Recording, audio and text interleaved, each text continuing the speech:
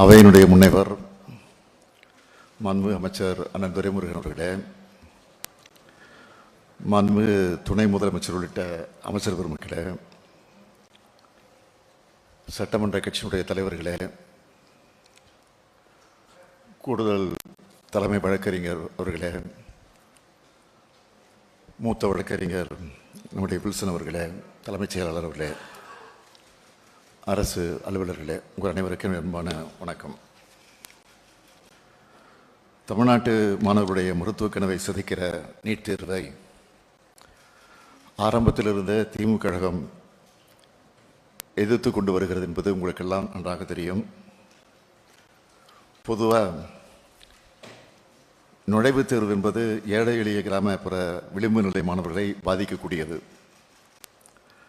அதனால் அதை தவிர்த்து பள்ளி கல்வித்திறனை மட்டும் அடிப்படையாக கொண்டதா, கல்வி மாணவர் சேர்க்கை அமையணும் என்பதில் அசைக்க முடியாத உறுதி கொண்டதா நம்முடைய அரசு இருக்கிறது. இதில் யாருக்கும் மாற்று கருத்து இருக்காதுன்னு நான் நம்புகிறேன்.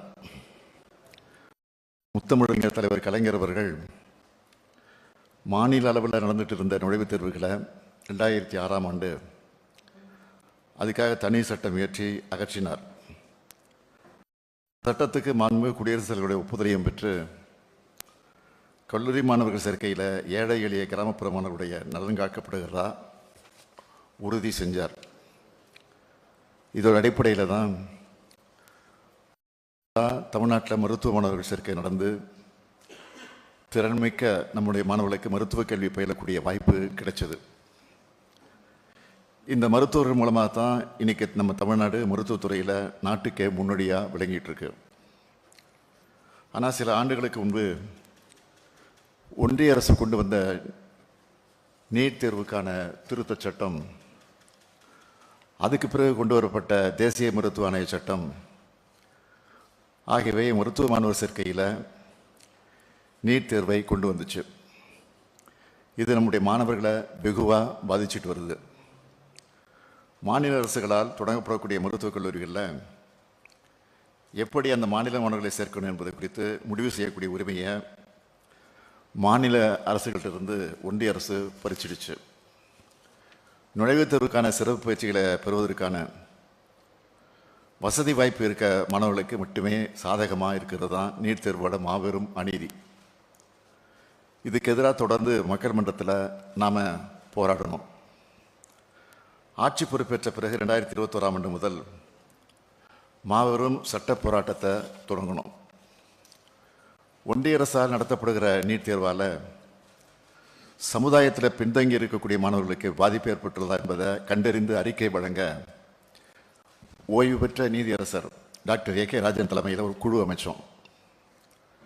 சமுதாயத்தில் பின்தங்கிய மருத்துவ கல்வியை பெறும் கனவுக்கு இடையூறாகவும் சமூக பொருளாதாரத்தில் வளம் மிகுந்த பிரிவினருக்கு சாதகமாகவும் இருந்து MBBS மற்றும் உயர் மருத்துவ படிப்புகளில் இருக்கிற பலதரப்பட்ட சமூக பிரதிநிதித்துவ நீட் தேர்வு குறைச்சிருக்குன்னு இந்த குழு தெரிவித்தது. எனவே 2006ஆம் ஆண்டு தமிழ்நாடு தொழில்சார் கல்வி நிறுவனங்களில் சேர்க்கை சட்டம் மாதிரியான ஒரு சட்டத்தை மாநில அரசு நிறைவேற்றி அதுக்காக குடியரசுத் தலைவருடைய ஒப்புதலை பெறலாம்னு இந்த குழு பரிந்துரை செஞ்சுது. இந்த விரிவான பரிந்துரைகளை செயல்படுத்த நடவடிக்கை மேற்கொள்ள அமைக்கப்பட்ட அரசு செயலாளர்கள் கொண்ட குழு நீட் விலக்கு சட்டத்தை உருவாக்க பரிந்துரை செஞ்சிச்சு. இதோட தொடர்ச்சியாக நீட் தேர்வை ரத்து செய்கிற சட்டத்தை 13/9/2021 அன்று நான் முன்மொழிஞ்சேன். அந்த சட்ட முன்வடிவை குடியரசுத் தலைவர் ஒப்புதலுக்காக மாநில ஆளுநருக்கு அனுப்பி வச்சோம். இந்த சட்ட முன்வடிவை உடனடியாக ஆளுநர் குடியரசுத் தலைவருக்கு அனுப்பி வச்சிருக்கணும். ஆனால் அவர் தன்னோட அரசியல் சட்ட கடமை செய்யாமல் அரசியல் செய்ய ஆரம்பித்தார் என்பதை வேதனையோடு பதிவு செய்கிறேன். ஆனால் நாமும் சளைக்காமல் அந்த சட்டத்துக்கு ஒப்புதல் பெற கடுமையாக இந்த நிலையில் அன்று அதை திருப்பி அனுப்பினார். உடனடியாக 5/2/2022 அன்று இதே மாதிரியான சட்டமன்ற அனைத்து கட்சி தலைவரான ஆலோசனை கூட்டத்தை நாம் நடத்தணும். அதில் இந்த சட்டமுறை மீண்டும் நிறைவேற்றி ஆளுநர் அவர்களுக்கு மீண்டும் அனுப்புறதுன்னு ஒரு மனதாக தீர்மானம் நிறைவேற்றணும். அதன் பின்னர் தமிழ்நாடு சட்டமன்றத்தோட வரலாற்று சிறப்புமிக்க கூட்டத்தில் இந்த சட்ட முன்வடிவு மீண்டும் 8/2/2022 நிறைவேற்றப்பட்டு குடியரசுத் தலைவருடைய ஒப்புதலுக்காக ஆளுநருக்கு திருப்பி அனுப்பி வைக்கப்பட்டது. இது தொடர்பாக மாண்புமிகு ஆளுநர் அவர்களை நான் நேரில் போய் சந்தித்து வலியுறுத்தினேன். மாண்புமிகு பிரதமர் அவர்களையும் மாண்புமிகு உள்துறை அமைச்சர் அவர்களையும் சந்தித்து இந்த சட்ட முன்வடிவுக்கு விரைவில் ஒப்புதல் அளிக்கணும்னு வலியுறுத்தினேன். அனைத்து கட்சிகளை சார்ந்த நாடாளுமன்ற உறுப்பினர்களும் இது குறித்து மாண்புமிகு குடியரசுத் தலைவருடைய அலுவலகத்துக்கு நேரடியாக சென்று மனு அளித்தாங்க. இந்த தொடர் முயற்சியோட பயணம் ஒரு வரலாற்று நிகழ்வாக நாம் சட்டமன்றத்தில் மீண்டும் நிறைவேற்றி அனுப்பி வச்ச நீட் விலக்கு சட்ட முன்வடிவை ஒன்றிய உள்துறை அமைச்சகத்துக்கு மாண்புமிகு ஆளுநர் அவர்கள் அனுப்பி வச்சார் என்ற செய்தியை 4/5/2022 அன்று சட்டமன்றத்தில் நான் பகிர்ந்து கொண்டேன். நீட் விலக்கு தொடர்பான நம்முடைய போராட்டத்தோட அடுத்த கட்டமாக ஒன்றிய அரசை வலியுறுத்தி இந்த சட்ட முன்வடிவுக்கு மாண்புமிகு குடியரசுத் தலைவருடைய ஒப்புதலை பெறுவதற்கான எல்லா முயற்சிகளும் மேற்கொள்ளப்பட்டது. இது குறித்து ஒன்றிய அரசோட சுகாதாரத்துறை, ஆயுஷ் துறை, உள்துறை, உயர்கல்வித்துறைன்னு பல்வேறு அமைச்சகங்கள் கூறிய எல்லா விளக்கங்களுக்கும் தமிழ்நாடு அரசு விளக்கங்களை அளிச்சிருக்கு. ஆனால் இதையெல்லாம் ஏற்காம நம்ம தமிழ்நாடு மருத்துவத்துறையில் நாட்டுக்கே முன்னோடியாக விளங்கிட்டு இருக்கு. ஆனால் சில ஆண்டுகளுக்கு முன்பு ஒன்றிய அரசு கொண்டு வந்த நீட் தேர்வுக்கான திருத்தச் சட்டம், அதுக்கு பிறகு கொண்டு வரப்பட்ட தேசிய மருத்துவ ஆணைய சட்டம் ஆகியவை மருத்துவ மாணவர் சேர்க்கையில் நீட் தேர்வை கொண்டு வந்துச்சு. இது நம்முடைய மாணவர்களை வெகுவாக பாதிச்சுட்டு வருது. மாநில அரசுகளால் தொடங்கப்படக்கூடிய மருத்துவக் கல்லூரிகளில் எப்படி அந்த மாநில மாணவர்களை சேர்க்கணும் என்பது குறித்து முடிவு செய்யக்கூடிய உரிமையை மாநில அரசுகளிலிருந்து ஒன்றிய அரசு பறிச்சிடுச்சு. நுழைவுத் தேர்வுக்கான சிறப்பு பயிற்சிகளை பெறுவதற்கான வசதி வாய்ப்பு இருக்க மாணவர்களுக்கு மட்டுமே சாதகமாக இருக்கிறது தான் நீட் தேர்வோட மாபெரும் அநீதி. இதுக்கு எதிராக தொடர்ந்து மக்கள் மன்றத்தில் நாம் போராடணும். ஆட்சி பொறுப்பேற்ற பிறகு 2021ஆம் ஆண்டு முதல் மாபெரும் சட்ட போராட்டத்தை தொடங்கணும். ஒன்றிய அரசால் நடத்தப்படுகிற நீட் தேர்வால் சமுதாயத்தில் பின்தங்கி இருக்கக்கூடிய மாணவர்களுக்கு பாதிப்பு ஏற்பட்டுள்ளதா என்பதை கண்டறிந்து அறிக்கை வழங்க ஓய்வு பெற்ற நீதியரசர் டாக்டர் ஏ.கே. ராஜன் தலைமையில் ஒரு குழு அமைச்சோம். சமுதாயத்தில் பின்தங்கிய மருத்துவ கல்வியை பெறும் கனவுக்கு இடையூறாகவும் சமூக பொருளாதாரத்தில் வளம் மிகுந்த பிரிவினருக்கு சாதகமாகவும் இருந்து MBBS மற்றும் உயர் மருத்துவ படிப்புகளில் இருக்கிற பலதரப்பட்ட சமூக பிரதிநிதித்துவ நீட் தேர்வு குறைச்சிருக்குன்னு இந்த குழு தெரிவித்தது. எனவே 2006ஆம் ஆண்டு தமிழ்நாடு தொழில்சார் கல்வி நிறுவனங்களில் சேர்க்கை சட்டம் மாதிரியான ஒரு சட்டத்தை மாநில அரசு நிறைவேற்றி அதுக்காக குடியரசுத் தலைவரோட ஒப்புதலை பெறலாம்னு இந்த குழு பரிந்துரை செஞ்சுது. இந்த விரிவான பரிந்துரைகளை செயல்படுத்த நடவடிக்கை மேற்கொள்ள அமைக்கப்பட்ட அரசு செயலாளர்கள் கொண்ட குழு நீட் விலக்கு சட்டத்தை உருவாக்க பரிந்துரை செஞ்சிச்சு. இதோட தொடர்ச்சியாக நீட் தேர்வை ரத்து செய்கிற சட்டத்தை 13/9/2021 அன்று நான் முன்மொழிஞ்சேன். அந்த சட்ட முன்வடிவை குடியரசுத் தலைவர் ஒப்புதலுக்காக மாநில ஆளுநருக்கு அனுப்பி வச்சோம். இந்த சட்ட முன்வடிவை உடனடியாக ஆளுநர் குடியரசுத் தலைவருக்கு அனுப்பி வச்சிருக்கணும். ஆனால் அவர் தன்னோட அரசியல் சட்ட கடமை செய்யாமல் அரசியல் செய்ய ஆரம்பித்தார் என்பதை வேதனையோடு பதிவு செய்கிறேன். ஆனால் நாமும் சளைக்காமல் அந்த சட்டத்துக்கு ஒப்புதல் பெற கடுமையாக போராடணும். இந்த நிலையில் 1/2/2022 அன்று அதை திருப்பி அனுப்பினார். உடனடியாக 5/2/2022 அன்று இதே மாதிரியான சட்டமன்ற அனைத்து கட்சி தலைவரான ஆலோசனை கூட்டத்தை நாம் நடத்தணும். அதில் இந்த சட்டமுறை மீண்டும் நிறைவேற்றி ஆளுநர் அவர்களுக்கு மீண்டும் அனுப்புறதுன்னு ஒரு மனதாக தீர்மானம் நிறைவேற்றணும். அதன் பின்னர் தமிழ்நாடு சட்டமன்றத்தோட வரலாற்று சிறப்புமிக்க கூட்டத்தில் இந்த சட்ட முன்வடிவு மீண்டும் 8/2/2022 அன்று நிறைவேற்றப்பட்டு குடியரசுத் தலைவருடைய ஒப்புதலுக்காக ஆளுநருக்கு திருப்பி அனுப்பி வைக்கப்பட்டது.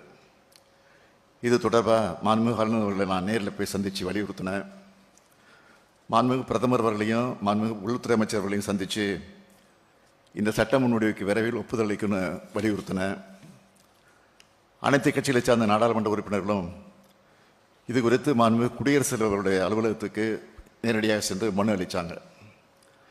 இந்த தொடர் முயற்சியோட பயணம் ஒரு வரலாற்று நிகழ்வாக நாம் சட்டமன்றத்தில் மீண்டும் நிறைவேற்றி அனுப்பி வச்ச நீட் விலக்கு சட்ட முன்வடிவை ஒன்றிய உள்துறை அமைச்சகத்துக்கு மாண்புமிகு ஆளுநர் அவர்கள் அனுப்பி வச்சார் என்ற செய்தியை 4/5/2022 அன்று சட்டமன்றத்தில் நான் பகிர்ந்து கொண்டேன்.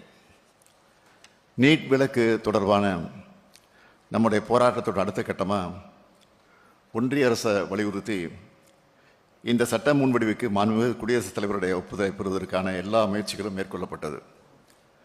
இது குறித்து ஒன்றிய அரசோட சுகாதாரத்துறை, ஆயுஷ் துறை, உள்துறை, உயர்கல்வித்துறைன்னு பல்வேறு அமைச்சகங்கள் கூறிய எல்லா விளக்கங்களுக்கும் தமிழ்நாடு அரசு உடனுக்குடன் உரிய விளக்கங்களை அளிச்சிருக்கு. வரைவு தீர்மானம்.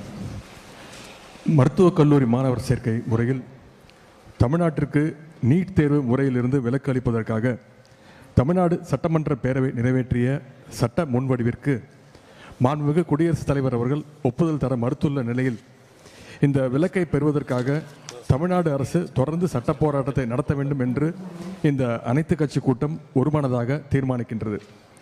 இந்த வகையில் நீட் தேர்வு முறையை எதிர்த்து கடந்த ஜூலை 2023ஆம் ஆண்டு தமிழ்நாடு அரசால் மாண்புமிகு உச்சநீதிமன்றத்தில் தொடுத்துள்ள வழக்கினை தீவிரமாக முன்னெடுத்து செல்வது, நமது சட்ட முன்வடிவிற்கு ஒன்றிய அரசு ஒப்புதல் தர மறுத்துள்ளதை எதிர்த்து தேவைப்படும் புதிய வழக்கு ஒன்றினை மாண்புமிகு உச்சநீதிமன்றத்தில் தொடுப்பது உள்ளிட்ட அனைத்து சட்டபூர்வ நடவடிக்கைகளையும் சட்ட வல்லுநர்களுடன் கலந்து ஆலோசனை செய்து மேற்கொள்வதென ஒருமனதாக தீர்மானிக்கப்படுகின்றது.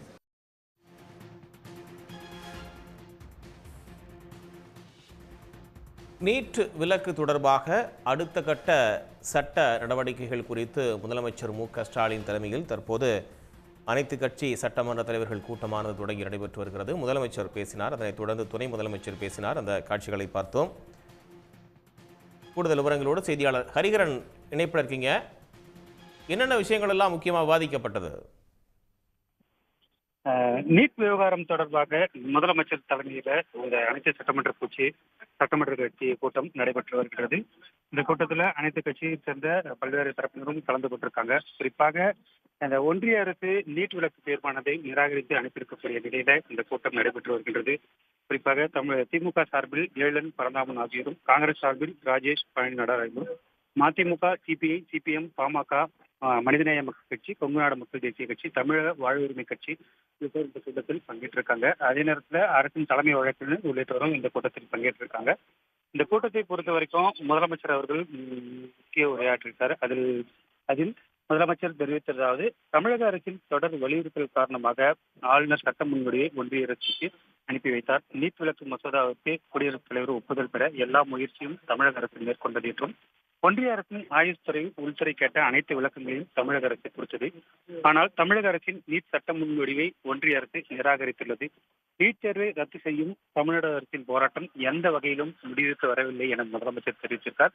அடுத்த கட்ட நடவடிக்கை குறித்து ஆலோசிக்கத்தான் இன்று இந்த அனைத்து கட்சி கூட்டம் நடைபெற்று வருகிறது என்றும், அனைத்து சட்டமன்ற கட்சி பிரதிநிதிகளும் தங்களது ஆலோசனைகளை வழங்க வேண்டும் என்றும், இந்த பயிற்சி மையங்களில் மாணவர்கள் நலன்களுக்கு சிலர் சுயநலனுக்காக சொல்லி ஒன்றிய அரசை தவறாக வழிநடத்தி கொண்டு வந்த தேர்வு தான் நீட் தேர்வு என தெரிவித்திருக்கார்.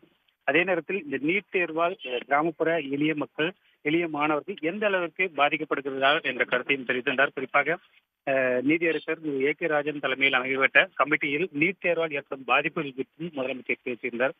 அதனைத் தொடர்ந்து அடுத்த கட்ட நடவடிக்கை குறித்து சட்ட போராட்டம் எடுப்பது குறித்த வரைவு தீர்மானத்தை துணை முதலமைச்சர் மு.க. ஸ்டாலின் முன்மொழிந்திருக்கார்.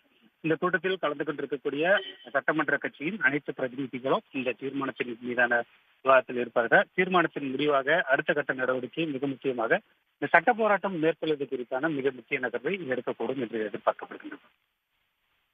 கூடுதல் விவரங்களுக்காக மீண்டும் இணையலாம் ஹரிகரன். தற்போதைய தகவல்களுக்கு நன்றி. உடனுக்குடன் செய்திகளை தெரிந்து கொள்ள சன் நியூஸ் பெல் ஐகானை கிளிக் பண்ணுங்க.